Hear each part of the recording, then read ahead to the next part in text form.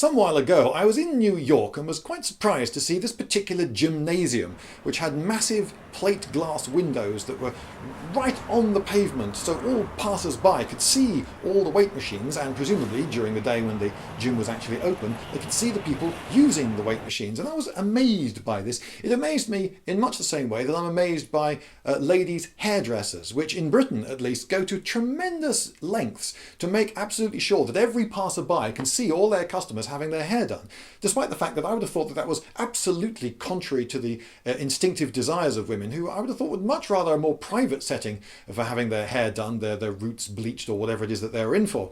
But every time a shop that is one kind of shop gets converted into a hairdresser's, they change the window so that passers-by have a better look at what's going on inside. It seems it's a spectator sport, which I find very strange, and I frankly don't understand it. And I was looking at this gym and I was similarly baffled, because who would want to be seen lifting weights and straining at various springs and levers and what have you? I would have thought that was definitely not what the typical customer wanted. But then I thought, maybe it's to do with motivation. You see, I know that I am not motivated. Whenever I have been in a weight room, and I haven't been in one for many years, I've just sort of tried out the various machines to see if I can get, oh, I see this one works. Oh, I see, you sit down and you go, all right, that's how this one works, right? And so what's the heaviest weight I can lift? Oh, it's probably that. I don't think I can lift any heavier than that. Okay, I've done that one now. Let's have a look at that one over there. And that's about the level of interest I can sustain. I can remember many years ago, this is when I was in sixth form, there was a guy called Ian at my school who was a very, very good rugby player. I think he did actually play for the England under-19 squad. And he had a terrible accident and he injured his back very badly. And he was told he would never play rugby again. In fact, he was told he was never going to run again. And he was determined that this not be the case. And so he did a huge amount of exercise to get himself back to fitness. And he swam every day. He swam and swam, low impact exercise, I suppose. And another thing that he would do was work on an exercise bicycle. And while I was sitting at that one where you do that, and I did it all for about 2 or 3, there you go, and I was bored already. He was on the exercise bike. And I saw him pushing himself in a way that's quite beyond me. He set it at quite a hard setting, so you really had to pedal quite hard. And he pedaled, and hard and fast as well, until he could not pedal anymore at all. His body gave out. I can remember long before he stopped, his face was beetroot and there was sweat pouring off him and he was gasping for breath. And I remember thinking, should I intervene? Should I leap up and say, for goodness sake, man, stop before your heart gives out. This is ridiculous. But he pedalled that until he could not pedal it anymore. And I remember thinking, right, well, the fact that he can do that explains why he has got lean, muscular arms that are the size of my legs. And that was quite extraordinary to me. I do not have that sort of motivation, but maybe if I was in a gym and there were loads of passers-by who could see me, I wouldn't just sort of half-heartedly do a few pulls and get bored and do the next thing, because there are people watching. So I'd really push myself and do quite a few of these, and yeah, I can do this. Yeah, I could. Perhaps it would be a motivator. Maybe that's why that gym is as it is. Although I have since been told by other people that that's not why that gym is as it is. That in fact, that gym is very popular with posers who have got loads of muscles already and they just want to show their muscles off to as many people as possible. Yes, I suppose that's another explanation. Anyway, so why am I talking about motivation? Well, the reason I've broached this topic is that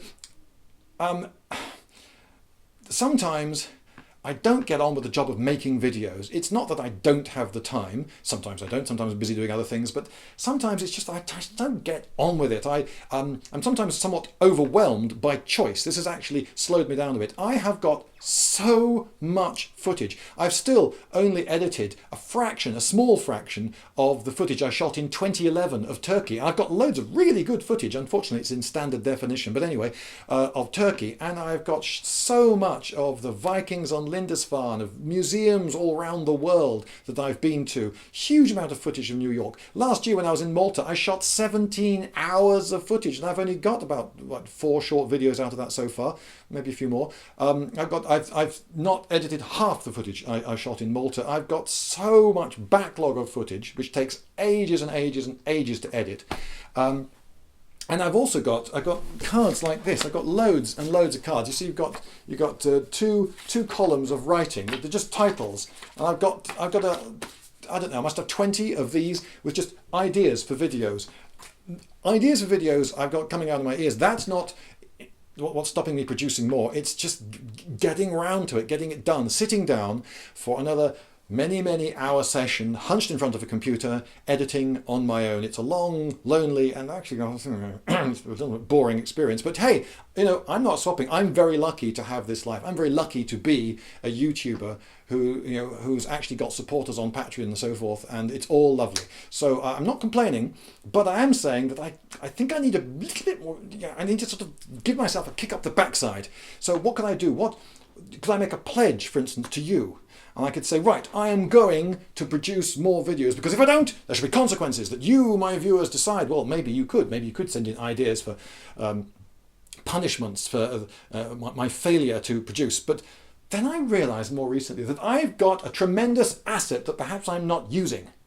It's not, though I do regard it as an asset, my viewers and subscribers, who can, of course, help motivate me and give me ideas and request stuff, and please, keep it coming. But maybe it's my Englishness, because what I can do is I can embarrass myself into doing more. So that's what I intend to do now. So I now make a pledge. I am going to make, for the next 4 months, picking out about, maybe I should have said 2. Never mind, 4 months. I'm going to make 2 videos a week for the next 4 months, and they shall come out on Tuesdays and on Tuesdays and Fridays. No. Okay, right. Here's comes the plan. Wednesdays and Fridays. They might come out a little bit late, because sometimes, deadlines, they run on. So it might be quite late in the day, but they will come out on Wednesdays and Fridays. And if I fail, I'll be tremendously embarrassed, because you'll all be able to say, but you made this video, and I did.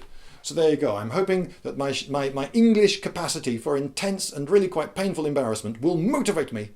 And actually, it's not the motivation. It's not motivation I lack. It's sort of, it's getting on with it. I don't know, it's difficult to say that it's starting. A lot of it is starting. Sometimes I spend hours sitting in front of my computer thinking, what video shall I make? I've got all this footage, and I've got stuff from years ago. What shall I make? And then hours go by, and then I haven't started anything. And then, then I got in that meeting, and then the phone goes, and I get distracted, and and then the day goes by, and I didn't get that video done. So I'm going to get videos done, more videos done, because you, I hope, want more videos from me. And in the hell, I want more videos from me. So 2 a week on, what did I say? Wednesdays and Fridays. Yes, Wednesdays and Fridays for the next, I said 4 months, didn't I? Well, I don't know. Yeah, damn it, I've said it now. For the next 4 months, or else there'll be embarrassment.